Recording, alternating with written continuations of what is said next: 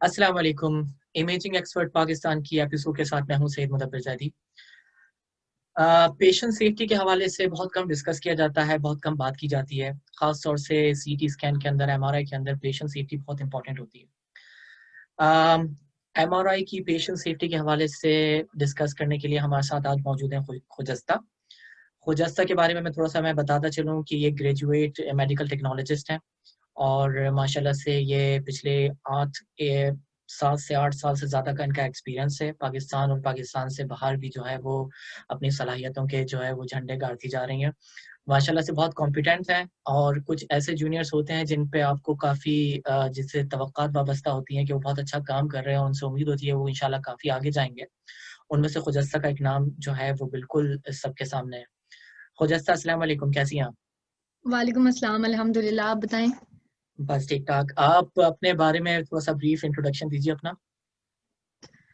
मैंने जो है एसआईयूटी में एसआईयूटी से ग्रेजुएट किया, जहां मुदब्बिर जो हैं वो हमारे सीनियर थे और बहुत सारे काबिल लोगों के साथ उनसे हमने ट्रेनिंग ली। और फिर उसके बाद जो है मैंने एसआईयूटी में ही कंटिन्यू किया। मैंने 5 साल जो है वहाँ अपने एक्सपीरियंस को वहाँ से गेन किया। फिर उसके बाद मैंने जीई हेल्थ केयर का डिस्ट्रीब्यूटर था पाकिस्तान में, डायरेक्टली जी हेल्थ केयर के साथ में सीटी स्पेशलिस्ट और जो है एमआर एंड मेमोग्राफी को जो है वो देख रही थी। 2 साल मैंने अप्रोक्सीमेटली उनके साथ काम किया। उसके बाद मैं यहाँ दुबई आ गई और अब मैं अमेरिकन हॉस्पिटल में सीटी और एमआर जो है वो देख रही हूँ। बहुत अच्छा। खुजस्ता हम स्टार्ट करते हैं अपने टॉपिक पे। पेशेंट सेफ्टी क्या होती है, वो क्यों ज़रूरी होती है? अच्छा, सबसे पहले तो हमें अपने जहन में इस बात को बिठा लेना चाहिए कि like other medical examinations risk की पॉसिबिलिटी हर जगह मौजूद होती है। एमआरआई जब हम एक पब्लिक के पर्सपेक्टिव से बात करते हैं तो वो कहते हैं कि इसमें कोई रेडिएशन नहीं है, कोई शुआएं नहीं है। लेकिन हमें ये मालूम है कि हमारे पास जो मैग्नेट है वो हर वक्त ऑन होता है। तो इसलिए हमें कुछ ऐसी चीजें हैं जिनका हमें ख्याल रखना पड़ता है। वो सिर्फ वो मैग्नेट से रिलेटेड हैं, इसके अलावा भी और बहुत सारी चीजें हैं जिनको हमें कंसिडरेशन में रखना पड़ता है। अभी तक एमआर के कोई ऐसे बायोलॉजिकल इफेक्ट्स जो हैं वो रिपोर्ट नहीं हुए हैं। और 3 टेस्ला तक की जो एमआरआई जिसके ऊपर जो है वो इमेजिंग हो रही है, रिपोर्ट्स ये दिखाती हैं कि कोई बायोलॉजिकल इफेक्ट्स नहीं है। लेकिन फिर भी कुछ ऐसी चीजें हैं जिनको हम कंसिडरेशन में रखते हैं। चूंकि एमआर जो है वो हम स्टार्ट करते हैं, चूंकि एमआरआई है, मैग्नेट्स को स्विच ऑन एंड ऑफ होते हुए कुछ नॉइजेस प्रोड्यूस होते हैं और उनके डेसिबल्स ऐसे हैं जो कि जिनसे हमें पेशेंट को प्रिवेंट करना है। तो अकाउस्टिक नॉइज जो है वो सबसे बड़ा प्रॉब्लम है एमआरआई में। उसके अलावा एक्सीडेंट्स हैं और इंसिडेंट्स हैं जो कि एनवायरनमेंट में एमआर के हो सकते हैं, जिनके चांसेस हैं और हुए भी हैं। जिसकी सबसे पहला जो केस रिपोर्ट हुआ 2001 में, एक 6 साल का बच्चा जिसके साथ ट्रेजेडी हुई और एक प्रोजेक्टाइल इफेक्ट की वजह से उसकी विद इन द गेंट्री उसकी डेथ हो गई, जिसकी वजह से जरूरत पड़ी कि एमआर में सेफ्टी की जरूरत है। तो इसके अलावा अगर हम बात करें तो एडवर्स इफेक्ट्स हैं related to the contrast media, क्योंकि हम यहाँ पर वो कॉन्ट्रास्ट मीडिया इंजेक्ट नहीं कर रहे जो कि नॉर्मली हम एक्सरे, फ्लोरोस्कोपी या सीटी स्कैन में यूज करते हैं। ये एक चिलेट्स जो ऐड किए गए हैं गैडोलिनियम में, तो उससे रिलेटेड जो असरात हैं उसके उनको भी मद्देनजर रखते हुए हमें एमआर सेफ्टी के बारे में सोचना पड़ता है। बिल्कुल।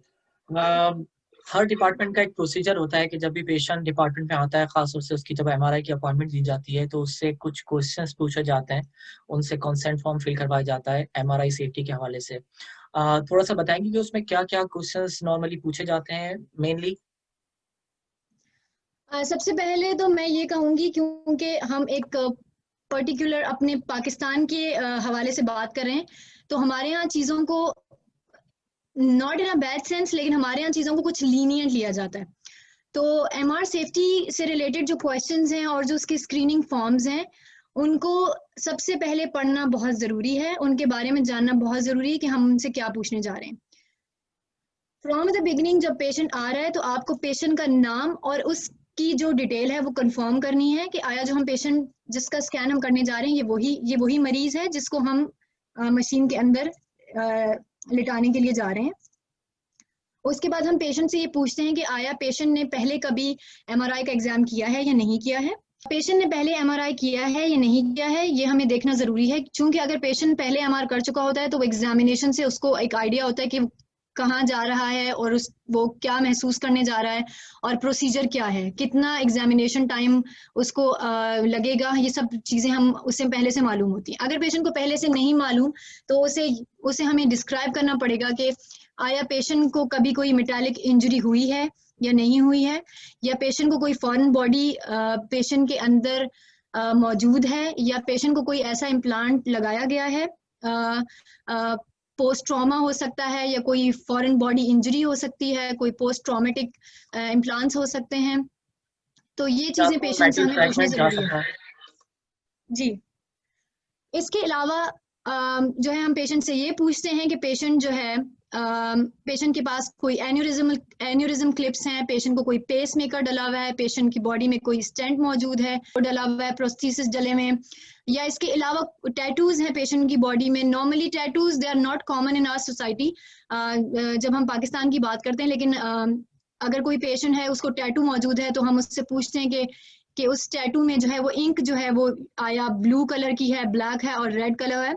नॉर्मली ये देखा गया है कि जो रेड कलर के टैटूज जिसमें इंक यूज की हो जाती है तो उसमें मेटालिक जो है वो उसके पार्टिकल्स होने के चांसेस जो है ज्यादा होते हैं, तो उससे पेशेंट को हीटिंग या बर्निंग इफेक्ट्स जो है वो पेशेंट फील करता है। इसके अलावा जो है हम पेशेंट से पूछते हैं कि आया पेशेंट लैक्टेटिंग जो है वो मदर तो नहीं है। हम ये पूछते हैं कि पेशेंट जो है वो एक्सपेक्ट तो नहीं कर रहा है, वो प्रेग्नेंट तो नहीं है। इसके अलावा हम ये पूछते हैं कि पेशेंट को कोई प्रीवियस कॉन्ट्रास्ट एलर्जी तो नहीं हुई है, जिसके बारे में हम थोड़ी देर पहले बात कर रहे थे। और हम पेशेंट से ये पूछते हैं कि पेशेंट और कोई और ड्रग्स जो ऐसी कोई और मेडिसिन जिससे पेशेंट एलर्जिक तो नहीं है। और उसके बाद हम पेशेंट की सारी इंफॉर्मेशन लेने के बाद हम पेशेंट का सिग्नेचर जो कि इम्पोर्टेंट है, पेशेंट इस बात पे अग्री करता है कि उसकी बॉडी में कोई ऐसी चीज मौजूद नहीं है या मौजूद है, वो हमें प्रॉपर उसने हमें इंफॉर्मेशन प्रोवाइड कर दी है। बिल्कुल बिल्कुल, बहुत अच्छा, बहुत डिटेल आपने जो है ना सब चीज़ें तकरीबन एक्सप्लेन कर दी इसमें।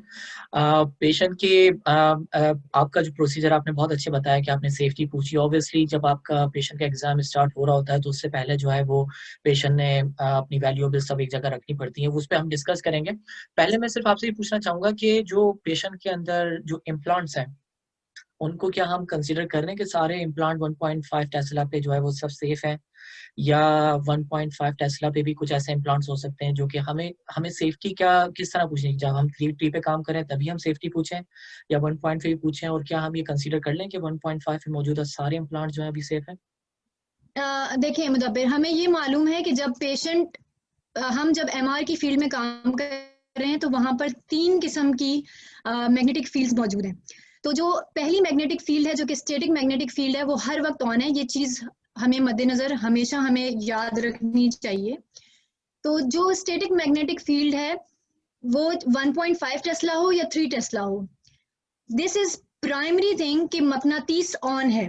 तो कोई भी ऐसी चीज जो कि मैग्नेट उसको पुल कर सकता है, हमें ये जानना जरूरी है कि आया उसके वेकेंट शेल में इतने इलेक्ट्रॉन्स मौजूद हैं या वो कौन सा टाइप का मैग्नेट है कि वो पुल होगा या नहीं होगा। तो 1.5 टेस्ला हो या 3 टेस्ला हो, हमें इस बात की गारंटी करनी है कि ये जो पार्टिकल या जो इम्प्लांट पेशेंट के अंदर मौजूद है ये सेफ है या नहीं है। तो MR की कुछ कंडीशंस हैं हर इम्प्लांट के लिए, तो ये हमें जानना जरूरी है कि जो भी पेशेंट के अंदर इम्प्लांट मौजूद है वो कौन सी कंडीशन पे जाकर रुकता है और उसके हिसाब से हम MR के प्रोसीजर को कंटिन्यू करेंगे। क्या रिसोर्सेज हैं जहाँ पे जो है हम इम्प्लांट की सेफ्टी चेक कर सकते हैं? हम किस तरह हम चेक करेंगे कि ये जो है इम्प्लांट सेफ है 1.5 या 3 टेस्ला पे? ठीक है, सबसे बेसिक जो है वो MR की इम्प्लांट की सेफ्टी चेक करने के लिए एक वेबसाइट जो है वो मौजूद है MRIsafety.com, जो कि डॉक्टर फ्रैंक शेलक जो है जिसको रन कर रहे हैं। और उस पर चेक की जा सकती है। इसके अलावा हमारे पास है IMR SER, that's institute of medical residence imaging education and research. उसके ऊपर आप जो है चेक कर सकते हैं। और अगर आपको पेशेंट सबसे पहले तो अगर पेशेंट आपके पास आ रहा है और वो आपको बता रहा है कि उसके पास कोई इम्प्लांट मौजूद है या उसकी बॉडी में कोई इम्प्लांट जो है वो इंसर्टेड है, तो आप पेशेंट से उसके डिटेल मांग सकते हैं कि वो इम्प्लांट कब इंसर्ट किया गया, कितने साल पहले जो है वो की हिस्ट्री मौजूद है, क्या मटेरियल था। और इसके अलावा हम उसकी जो है वो इंफॉर्मेशन उससे हम पेशेंट से कह सकते हैं कि वो अपने जो भी उनका सर्जन था या जो भी फिजिशियन था जो उनको देख रहे थे, वो उसकी डिटेल प्रोवाइड कर सकते हैं। बहुत सारे केसेस में पाकिस्तान में ऐसा होता है कि हमारे पास डिटेल्स मौजूद नहीं होती हैं, या बहुत अरसे पहले जो है वो सर्जरीज हुई भी होती हैं, तो नहीं मालूम कि ये टाइटेनियम है या इसके अलावा कोई मटेरियल यूज किया गया है। तो हम जो है ये किया जा सकता है कि हम जो डायरेक्ट जो वेंडर है या जो ट्रेडर है उसको कांटेक्ट करके और हमसे बात कर सकते हैं, हम उनसे कंफर्म कर सकते हैं कि ये जो इम्प्लांट है इसके अंदर जो मटेरियल यूज किया गया है ये हमारे सेफ है या नहीं है। बिल्कुल। और अक्सर मैंने यहाँ पे ये भी नोट किया है कि मुझे यकीन है कि आप इसमें ऐड करना चाहेंगे अभी नेक्स्ट क्वेश्चन में, कि अक्सर ऐसा भी होता है कि किसी इम्प्लांट के हवाले से, फॉर एग्जांपल हार्ट और रिप्लेसमेंट के हवाले से या किसी और चीज़ के हवाले से नहीं पता कि टिश्यू रिप्लेसमेंट है या क्या है, तो कभी कभी पेशेंट के कंसेंट के साथ उसका एक्सरे भी करवा लिया जाता है कि जिससे एक पता लग जाए कि जो मटीरियल आपको नजर आ रहा है एक्सरे में वो मेटेलिक है कि नहीं है। अगर फॉर एग्जाम्पल किसी का, और इसके अलावा लोकेशन, बिल्कुल फॉरेन बॉडी की लोकेशन जो है वो भी हम देख सकते हैं कि वो कभी कभी पैलेट्स या गन शॉट्स के केसेस आते हैं जिसमें जो है वो ऑर्बिट में जो है वो मौजूद होता है, लेकिन आपको ये नहीं पता होता कि उसकी लोकेशन क्या है। ये ना हो कि ड्यूरिंग MR ठीक है वो हम प्रोसीड कर सकते हैं, लेकिन वो ड्यूरिंग MR ये ना हो कि टॉर्क की वजह से वो अपनी लोकेशन चेंज करे तो वो बाद के लिए प्रॉब्लम कॉज कर सकती है। तो एक्सरे का एक ये भी फायदा है। बिल्कुल बिल्कुल। अच्छा, इम्प्लांट्स के हवाले से जब हम चेक करते हैं किसी वेबसाइट पे, फॉर एग्जांपल जैसे आपने बताया MRIsafety.com पे, तो उसमें बहुत सारी जो है इम्प्लांट की स्पेसिफिकेशन आती है। उसमें ये भी आता है कि जी आप फॉर एग्जांपल 1.5 टेस्ला पर कर रहे हैं तो सार लेवल इतना होना चाहिए, पर पल्स सीक्वेंसेस जो है 15 मिनट्स की स्कैनिंग होना चाहिए। सार लेवल क्या होता है और इसको हम किस तरह कंट्रोल करते हैं, क्यों जरूरी होता है? ठीक है, जिस तरीके से हम जैसे एक्सरे और CT स्कैन में जहां हम तापकारी शोओं के साथ काम कर रहे होते हैं तो हमें मालूम है कि हमें टाइम डिस्टेंस शील्डिंग का लिहाज करना है और हमें ख्याल करना है। इसी तरीके से MR में जब पेशेंट की बॉडी में कोई ऐसी चीज़ मौजूद है जिसका हीट अप होने का चांस है, तो हमें ये ख्याल करना है कि हमें कितनी देर के लिए पेशेंट को जो है मेन फील्ड में रखना है, कितनी देर तक हम पेशेंट को RF फील्ड के साथ एक्सपोज कर सकते हैं। तो अब पेशेंट की बॉडी में हम रेडियो फ्रिक्वेंसी पल्स जो है इंड्यूस कर रहे हैं, तो जब वो बॉडी के अंदर जाती है तो वो आयोनाइजेशन नहीं करवा रही है जैसे कि हम CT और एक्सरे में देख रहे हैं। मैं कंपैरिजन इसलिए कर रही हूँ ताकि वो इजीली समझ में आ जाए। तो वहां पर जो है वो एब्जॉर्प्शन एक्सरे की बात हो रही होती है और यहाँ पर बात हो रही है रेडियो फ्रिक्वेंसी पल्स की। तो जब वो एब्जॉर्प्शन कर रही है तो उस एब्जॉर्प्शन की वजह से एक कॉन्सिक्वेंस है जो बॉडी का टेम्परेचर इंक्रीज करती है। तो स्पेसिफिक एब्जॉर्प्शन रेट यानी कि सार जो है वो एक तरीके से एक टर्म है जो कि ये डिस्क्राइब कर रही है कि per unit mass of the body कितना ज्यादा एनर्जी एब्जॉर्ब हुई है। तो ये SAR है। अब शुरू में जो है वो एक टर्म डिफाइन कर दी गई कि SAR लेवल जो है वो 4 वाट पर kg से बढ़ना नहीं चाहिए, और ये एक जनरलाइज टर्म दे दी गई थी। लेकिन अब जो है वो इसको डिटेल इसकी कर दी गई है कि हेड सेक्शन के लिए जब आप स्कैनिंग कर रहे हैं तो वो इसकी जो है वो इतने वॉट से ऊपर नहीं जानी चाहिए। पेरिफेरल कर रहे हैं तो वो 3.5 वॉट्स पर kg से ऊपर नहीं जानी चाहिए। तो हर स्कैनिंग एरिया को सार लिमिट को जो है वो मखसूस कर दिया गया है। बिल्कुल बिल्कुल। पेशेंट सेफ्टी के अलावा MRI के अंदर एज अ टेक्नोलॉजिस्ट आपको किन किन दूसरी सेफ्टी का ख्याल रखना पड़ता है? अगर आप छोटा सा बताना चाहें कि पेशेंट सेफ्टी, तो पेशेंट हमारे पास इन्वायरमेंट में आ रहा है, उसको एजुकेट करना भी हमारा काम है। उसके अलावा हमारा क्या काम है कि किस चीज़ को किया जाए MRI में? अच्छा मुदब्बिर, पेशेंट सेफ्टी के अलावा जो है ना टेक्नोलॉजिस्ट की कुछ रिस्पॉन्सिबिलिटीज़ हैं जिनका उनको ख्याल रखना बहुत ज़रूरी है। अपने इन्वायरमेंट को क्लीन रखने से शुरू करने से लेकर आपने ये देखना है कि आपके जो एमआर की जो जोनिंग है उसका जो है वो ख्याल किया जा रहा है, चूंकि पाकिस्तान में जो है प्रॉपरली लेबल्ड जो है वो जोनिंग नहीं होती है। हम वेटिंग एरियाज को हमने डिफाइन किया हुआ होता है, हमने स्कैनिंग एरिया को और हमने एग्जामिनेशन रूम को डिफाइन किया हुआ है, लेकिन हमें ये ख्याल रखना है कि जोनिंग जो है वो प्रॉपर हुई हुई है। जोन 1 में जो है वो आपके एमआर नॉन पर्सनल जो फैमिली मेंबर्स हैं, जो वेटिंग एरियाज हैं वो हैं। उसके बाद नेक्स्ट स्टेप आता है जहाँ पेशेंट की स्क्रीनिंग होती है। फिर जोन 3 है जहाँ पर आपकी पेशेंट की स्कैनिंग हो रही है, और जोन 4 जहाँ पर हम पेशेंट की हमारी जो मशीन मौजूद है। हमें ये ख्याल रखना है कि जो एमआर का एरिया है, जो कंपाउंड है, वहाँ का टेम्परेचर, वहाँ की ह्यूमिडिटी लेवल जो है वो मेंटेन होनी चाहिए। ये हर टेक्नोलॉजिस्ट को पता है कि ये क्यों ज़रूरी है। इसके अलावा हमें ये ख्याल रखना है कि हमारा इक्विपमेंट जो है उसकी सेफ्टी बहुत ज़रूरी है। मिस हैंडलिंग की वजह से आपके आरएफ कॉइल डैमेज हो जाते हैं, और आपकी जो है डोर जो है वो उनकी जो कॉपर फिंगर्स होती हैं वो डैमेज हो जाती हैं, जिसकी वजह से आरएफ लीकेज होना शुरू हो जाती है। उसकी वजह से आर्टिफैक्ट प्रोड्यूस होते हैं, और फिर जो है वो एक हर चीज एक दूसरी कड़ी से जुड़ी हुई है, तो आपकी इमेजिंग जो डायग्नोस्टिक इमेजिंग है उसके ऊपर फर्क पड़ रहा है। फिर उसके बाद आपने पेशेंट सेफ्टी के अलावा आपने पेशेंट की फैमिली मेंबर्स जो आ रहे हैं, आपने उनका जो है ख्याल रखना है। कुछ पेशेंट्स में जो है आपको ये देखना पड़ता है कि उनको जो है अपने नेक्स्ट फैमिली मेंबर की ज़रूरत है, वो पेशेंट के साथ ड्यूरिंग स्कैन जो है वो उनको अकम्पनी कर रहा है इनसाइड द रूम, इनसाइड।